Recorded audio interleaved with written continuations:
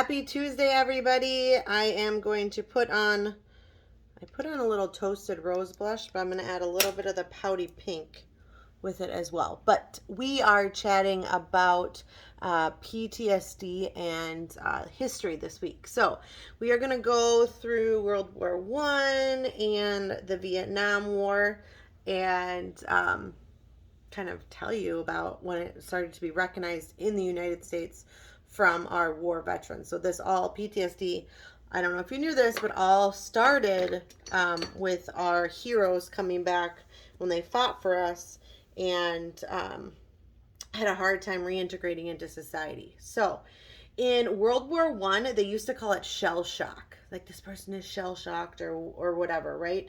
They were unable to live and go to work. They blamed like the society blamed everything on them, like they couldn't handle it, that they were weak, they didn't they were cowards.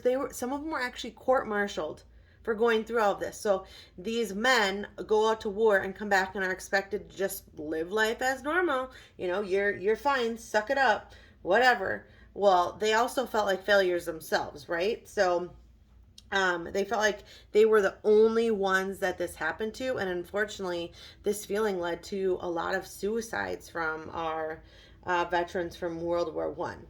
Now, fast forward to the Vietnam War.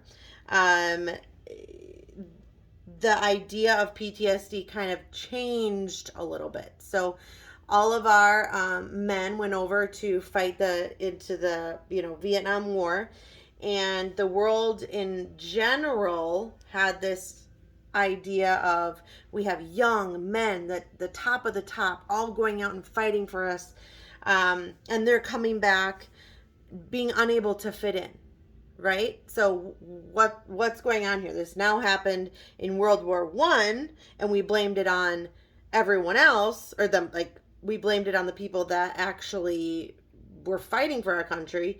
Now this is happening to our youth, the pride, all the things. They had a high rate of nightmares, anxiousness, they couldn't hold on a job. What is going on here? Suicides were through the roof.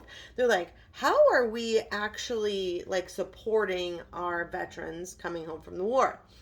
And alcoholism was really, really, really high rate as well, and it still is with the individuals who did serve in Vietnam to this day.